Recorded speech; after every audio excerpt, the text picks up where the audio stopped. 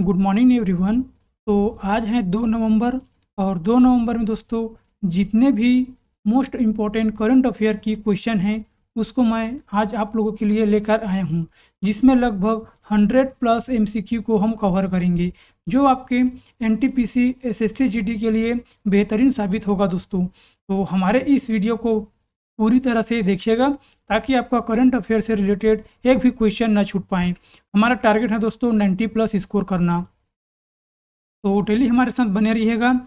और मैं आपको एक बात बताना चाहता हूं कि दोस्तों हमारे जो साइंस का क्लास हैं वो रोज़ यूट्यूब पर रात 9 बजे को स्टार्ट होता है, तो उसको भी जुड़ना ना भूलिएगा, जिसमें आपको साइंस से रिलेटेड मोस्ट टॉपिक का क्वेश्चन को कवर कराए जाएंगे। और इसका पीडीएफ जो है हमारे वेबसाइट पे मिल जाएगा, वहाँ पर जा कर के इसको डाउनलोड कर लीजिएगा दोस्तों, और अपने जो तैयारी को अच्छी तरह से रिवीजन कर लीजिएगा। इसका लिंक मैं डिस्क्रिप्शन बॉक्स में दिया हूँ, वहाँ पर जा कर के इसको डाउनलोड कर सकती हैं। तो बिना देरी किए चलते हैं हम अपने पहले प्रश्न की ओर और जानते हैं आज की करंट अफेयर की नई क्वेश्चन के बारे में। देखिए दोस्तों, इस राज्य में बने दुनिया के सबसे बड़े फ्लोटिंग सोलर प्लांट से सप्लाई शुरू हो गई है। इस राज्य में बने दुनिया के सबसे बड़े फ्लोटिंग सोलर प्लांट से सप्लाई शुरू हो गई हैं। हरियाणा से, मध्य प्रदेश, गुजरात या राजस्थान। तो इसका राइट आंसर दोस्तों option number B, Madhya Pradesh से स्टार्ट कर दिया गया है और मध्य प्रदेश में ही फ्लोटिंग सोलर प्लांट से सप्लाई शुरू कर दी गई हैं। कुछ इससे जुड़े महत्वपूर्ण पॉइंट को जान लेते हैं।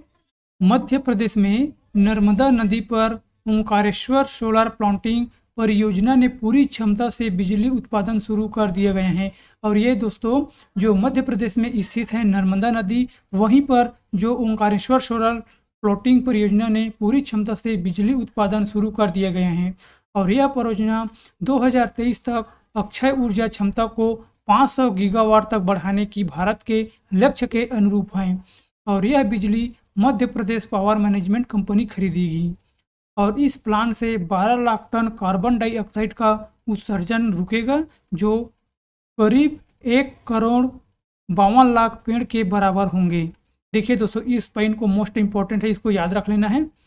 इस प्लांट से 12 लाख टन कार्बन डाइऑक्साइड का उत्सर्जन रुकेगा, मतलब जो यहाँ पर लगाए गए फ्लोटिंग परियोजना, उससे जो कार्बन डाइऑक्साइड का उत्सर्जन है वो रुक जाएगा, जो करीब 1,52,00,000 पेड़ के बराबर होंगे दोस्तों। ठीक, और अगले पॉइंट पे चलते हैं। कुछ महत्वपूर्ण जान लेते हैं मध्य प्रदेश के बारे में।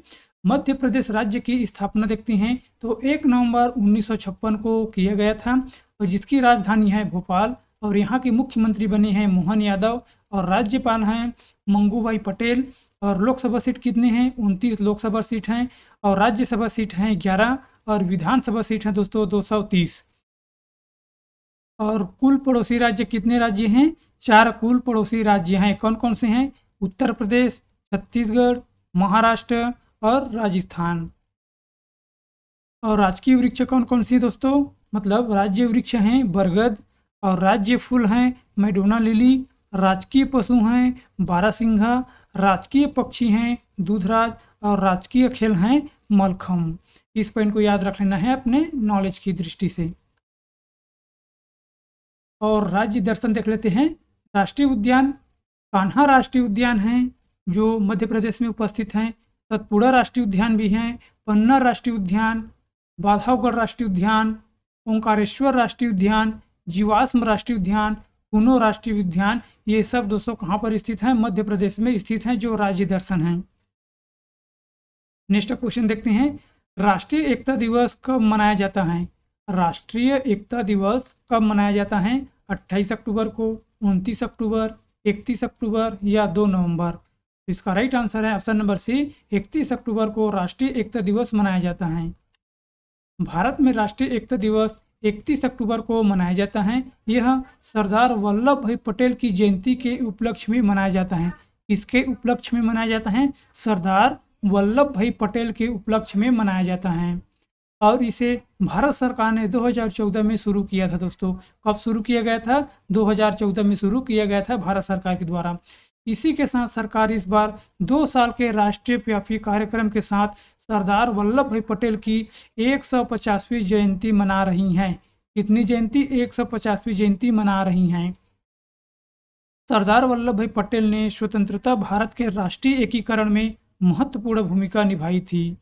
और कुछ सरदार वल्लभ भाई पटेल के बारे में स्टैटिक जीके को कवर कर लेते हैं जो मोस्ट इंपॉर्टेंट होने वाला है। सरदार वल्लभ भाई पटेल की जयंती मनाने के लिए हर साल 31 अक्टूबर को कौन सा दिवस मनाया जाता है? राष्ट्रीय एकता दिवस मनाया जाता है। और इसके जन्म दोस्तों 31 अक्टूबर 1875 में हुआ था, जिसकी मृत्यु 15 दिसंबर 1950 में हो गए हैं।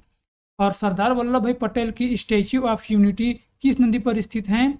एक द्वीप पर हैं जो नर्मदा नदी पर स्थित हैं। इस आंदोलन के समय में वल्लभ भाई पटेल को सरदार की उपाधि दी गई थी। तो बारदौली आंदोलन के समय वल्लभ भाई पटेल को दोस्तों सरदार की उपाधि दी गई थी। भारतीय राष्ट्रीय कांग्रेस के किस अधिवेशन की अध्यक्षता सरदार वल्लभ भाई पटेल ने की थी? तो कराची अधिवेशन 1931 के अधिवेशन में की गई थी। वह कौन सी घटना थी जिसमें सरदार वल्लभ भाई पटेल के जीवन को मौलिक रूप में बदल दिया और उन्हें राजनीति की ओर धकेल दिया? तो गोधरा में महात्मा गांधी से मुलाकात कब किया गया था? वर्ष 1917 में जो गोधरा में महात्मा गांधी से मुलाकात किया था दोस्तों, उसी समय जीवन को मौलिक रूप से बदलकर उन्हें राजनीति की ओर धकेल दिया गया था। सरदार वल्लभ भाई पटेल ने 1947 से 1950 तक भारत के किस मंत्री के रूप में कार्य किए हैं? तो ये पहले उप मंत्री प्रधानमंत्री थे और उसके बाद भारत के पहले गृह मंत्री बने हैं। सरदार वल्लभ भाई पटेल राष्ट्रीय पुलिस अकादमी कहाँ स्थित हैं? तो ये हैदराबाद में स्थित हैं। इस घटना को नेतृत्व सरदार वल्लभ भाई पटेल ने किया था? तो बारडोली सत्याग्रह को। सरदार वल्लभ भाई पटेल अंतर्राष्ट्रीय हवाई अड्डा कहाँ स्थित है? तो ये अहमदाबाद में स्थित हैं। नेक्स्ट क्वेश्चन की ओर बढ़ते हैं। कौन सा प्राणी उद्यान भारत का पहला भारतीय हरित भवन परिषद प्रमाणन प्राप्त करने वाला पहला प्राणी उद्यान बनेगा? कौन सा प्राणी उद्यान है जो भारत का पहला भारतीय हरित भवन परिषद प्रमाणन प्राप्त करने वाला पहला प्राणी उद्यान बनेगा? किशनपुर अभ्यारण्य उद्यान, दुर्गेश अरण्य प्राणी उद्यान, या कैरमूर अभ्यारण्य उद्यान, या फिर चंद्रप्रभा अभ्यारण्य उद्यान? इसका राइट आंसर है ऑप्शन नंबर बी दोस्तों, दुर्गेश अरण्य प्राणी उद्यान जो है जो भारत का पहला प्राणी उद्यान बनेगा। कुछ पॉइंट को कवर कर लेते हैं। हिमाचल प्रदेश के कांगड़ा जिले में बनखंडी में बनने वाला है, क्या बनने वाला है? दुर्गेश अरण्य प्राणी उद्यान। और भारत का पहला ऐसा चिड़ियाघर होगा जिसे इंडियन ग्रीन बिल्डिंग काउंसिल से प्रमाणन मिलेगा। इस प्रमाणन का मतलब है कि यह चिड़ियाघर सतत और पर्यावरण अनुकूल नवाचारों के लिए तैयार किया जाएगा। ये मोस्ट इंपॉर्टेंट है दोस्तों, इसको याद रख लेना है क्योंकि नया बनेगा भी। अगला देखते हैं पर्यावरण, कुछ पॉइंट को कवर कर लेते हैं। असम के किस राष्ट्रीय उद्यान में एशियाई सुनहरी बिल्ली देखी गई हैं? तो ये मानस राष्ट्रीय उद्यान में एशियाई सुनहरी बिल्ली देखी गई हैं जो असम में स्थित हैं। बंगाल की खाड़ी में आए एक नया चक्रवात दाना एक समुंदर की मोती का नामकरण किसने किया है? तो ये कतर ने किया है। पहले इसका नाम क्या था? दाना था दोस्तों, लेकिन इसका नामकरण किस देश ने किया है? एक समुंदर कीमती मोती, इसका नामकरण किया है कतर ने। विश्व वन्य जीव कोष ने अपनी लिविंग प्लैनेट रिपोर्ट 2024 जारी करने की, जिसमें 1970 के बाद से वैश्विक वन्य जीव आबादी में कितने प्रतिशत की गिरावट का खुलासा किया गया है? तो ये 73% का गिरावट का खुलासा किया गया है। इस देश के वैज्ञानिकों ने कचरा कम करने के लिए प्लास्टिक खाने वाले कवक की खोज की है? तो ये जर्मनी है दोस्तों, जो कचरा को कम करने वाली प्लास्टिक खाने वाली कवक की खोज की है। मतलब जो प्लास्टिक है दोस्तों उसको खाने वाली एक जीव की खोज की है। कौन की है? जर्मनी ने। और जेनोफ्रिस अपटानी सिंग वाले मेढक की एक नई प्रजाति की खोज कहाँ हुई है? तो ये टेल वन्य जीव अभ्यारण्य में हुई है जो अरुणाचल प्रदेश में स्थित है। दक्षिण भारत का पहला और सबसे बड़ा तेंदुआ सफारी कहाँ खुला है? तो बेंगलुरु के बन्नेराघट्टा जैविक उद्यान में उपस्थित हैं। नेक्स्ट क्वेश्चन, अंतर्राष्ट्रीय क्रिकेट परिषद भ्रष्टाचार निरोधक इकाई के नए अध्यक्ष कौन बने हैं? अंतर्राष्ट्रीय क्रिकेटर परिषद भ्रष्टाचार निरोधक इकाई की नए अध्यक्ष किसे नियुक्त किया गया है? राजीव शुक्ला, सुमिति धर्मवर्धन या फिर नरेश सिंह या अमित शाह। इसका राइट आंसर है ऑप्शन नंबर बी दोस्तों, सुमति धर्मवर्धने को नियुक्त किया गया है। अंतर्राष्ट्रीय क्रिकेट परिषद ने श्रीलंकाई कानूनी विशेषज्ञ सुमिति धर्मवर्धने को अपनी भ्रष्टाचार निरोधक इकाई का नया स्वतंत्र अध्यक्ष नियुक्त किया गया है, जो 1 नवंबर 2024 से प्रभावित हुआ है। सुमति धर्मवर्धने ने सर रोनी फ्लैग का स्थान लिया है। किसका स्थान लिया है? सर रोनी फ्लैगन का स्थान लिया है, जिन्होंने 14 वर्षों तक इस पद पर कार्य किया है। इसकी स्थापना दोस्तों 15 जून 1909 में किया गया था अंतर्राष्ट्रीय क्रिकेट परिषद की, और इसका मुख्यालय है दुबई, जो संयुक्त अरब अमीरात हैं, और जिसके चेयरमैन हैं ग्रेग बार्कले। और दिसंबर 2024 से आईसीसी के चेयरमैन कौन थे? जय शाह। ठीक, लेकिन अब कौन है? Greg Barclay. और इसका सीईओ हैं जियोफ अलार्डिस। नेक्स्ट क्वेश्चन देखते हैं। मत्स्य पालन, पशुपालन और डेयरी मंत्रालय ने पशु स्वास्थ्य सुरक्षा को मजबूत करने के लिए कितने मिलियन डॉलर की महामारी निधि परियोजना की शुरुआत की है? 15 million dollar, 45 million dollar, 25 million dollar या 35 मिलियन डॉलर? इसका राइट आंसर है option number C, 25 million dollar की परियोजना की शुरुआत की है। अक्टूबर 2024 में मत्स्य पालन, पशुपालन और डेयरी मंत्रालय ने महामारी की तैयारी और प्रतिक्रिया के लिए भारत में पशु स्वास्थ्य सुरक्षा को मजबूत करने के लिए 25 मिलियन डॉलर की महामारी निधि परियोजना की शुरुआत की है। यह एक व्यापक दस्तावेज है जो पशु चिकित्सा देखभाल के लिए सर्वोत्तम विधियों को रेखांकित करता है। इसका मुख्य उद्देश्य है पशुधन के समग्र स्वास्थ्य और उत्पादकता में सुधार करना और रोगाणुओं रोधी प्रतिरोधी के लिए राष्ट्रीय कार्य योजना को समर्थन करना। ये उसका मुख्य उद्देश्य है। राष्ट्रीय आपदा प्रबंधक प्राधिकरण का विश्व संस्थापना दिवस कब मनाया गया है? राष्ट्रीय आपदा प्रबंधक प्राधिकरण का विश्व संस्थापना दिवस कब मनाया गया है? 26 अक्टूबर, 25 अक्टूबर, 28 अक्टूबर या 27 अक्टूबर? इसका राइट आंसर दोस्तों ऑप्शन नंबर सी, 28 अक्टूबर को मनाया गया है। 28 अक्टूबर 2024 को राष्ट्रीय आपदा प्रबंधन प्राधिकरण का विश्व स्थापना दिवस मनाया गया है। देखिए, इसको याद रखना है, विश्व स्थापना दिवस मनाया गया है 28 अक्टूबर को। और इस वर्ष विषय है व्यवहार परिवर्तन के लिए जागरूकता के माध्यम से आपदा जोखिम को कम करने के लिए समुदायों को सशक्त बनाना इसका मेन विषय है। 7वां क्वेश्चन देख लेते हैं। भारत के सभी समय के टेस्ट विकेट लेने वाले में रविंद्र जडेजा किस स्थान पर पहुंचा है? भारत के सभी समय में जो टेस्ट हुआ था दोस्तों, उसमें जो विकेट लेने वाले रविंद्र जडेजा हैं, उसको कौन सा स्थान मिला है? दूसरे स्थान, 5वें स्थान, पहले स्थान या तीसरे स्थान? तो इसका राइट आंसर है ऑप्शन नंबर बी, 5वें स्थान मिला है रविंद्र जडेजा को। देखिए, रविंद्र जडेजा ने टेस्ट क्रिकेट में भारत के लिए एक महत्वपूर्ण मील का पत्थर हासिल करते हुए भारत के सभी समय के टेस्ट विकेट लेने वाले में 5वें स्थान पर पहुंच गए हैं। रविंद्र जडेजा ने ईशांत शर्मा को पीछे छोड़ते हुए यह स्थान हासिल किए हैं। इससे पहले कौन था? ईशांत शर्मा 5वें स्थान पर था, लेकिन इसको पीछे छोड़ दिया है किसने? रविंद्र जडेजा ने, और अपना हासिल ग्रहण किया है। देखते हैं कौन कौन थे पहले हैं दोस्तों। पहले नंबर पर अनिल कुंबले, और दूसरे नंबर पर रविचंद्र अश्विन, और तीसरे नंबर पर हैं कपिल देव, और चौथे नंबर हैं हरभजन सिंह, और 5वें नंबर पर कौन है? रविंद्र जडेजा। ठीक। गंगा उत्सव 2024 का आयोजन राष्ट्रीय स्वच्छ गंगा मिशन की ओर से 4 नवंबर को हरिद्वार के चंडी घाट पर किया जाएगा। और हर वर्ष इस कार्यक्रम का आयोजन गंगा नदी को राष्ट्रीय नदी घोषित किए जाने की सर्वगठन की उपलक्ष्य में किया जाता है। और इस उत्सव का मुख्य उद्देश्य है दोस्तों गंगा नदी के संरक्षण को बढ़ावा देना, इसकी सांस्कृतिक और आध्यात्मिक महत्ता को उजागर करना और स्वच्छता के प्रति जन जागरूक करना इसका मुख्य उद्देश्य है। राज्यों के कुछ प्रमुख त्यौहार के बारे में जान लेते हैं जो मोस्ट इम्पॉर्टेंट क्वेश्चन हो सकती हैं। नागालैंड का हॉर्नबिल त्यौहार कितने दिन तक मनाया जाता है? तो ये 10 दिन तक मनाया जाता है। हरेला पर्व कहाँ मनाया जाता है? तो उत्तराखंड। हरेली पर्व छत्तीसगढ़ में भी मनाया जाता है।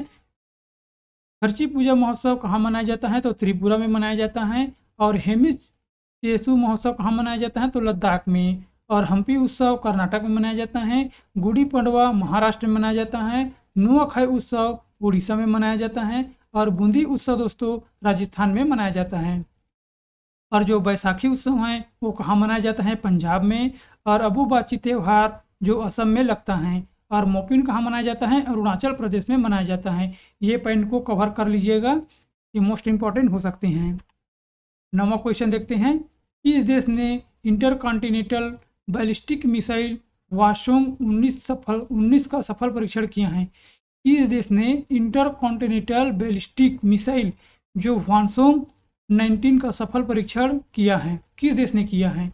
अमेरिका ने, उत्तर कोरिया, ईरान या पाकिस्तान? तो इसका राइट आंसर है ऑप्शन नंबर बी, उत्तर कोरिया ने किया है।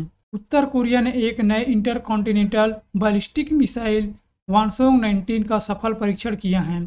यह मिसाइल उत्तर कोरिया द्वारा विकसित अब तक की सबसे लंबी दूर की बैलिस्टिक मिसाइल है और यह एक ठोस ईंधन वाली ICBM है, मतलब इंटरकॉन्टिनेंटल बैलिस्टिक मिसाइल है। उत्तर कोरिया की राजधानी है प्योंगयांग और मुद्रा है उत्तर कोरियाई वॉन और तानाशाह है किम जोंग उन। उस साइंस से करंट अफेयर देख लेते हैं। किस देश में दुनिया का पहला 6G डिवाइस लॉन्च हुआ है? किस देश में दुनिया का पहला 6G डिवाइस लॉन्च हुआ है? तो ये जापान में हुआ है।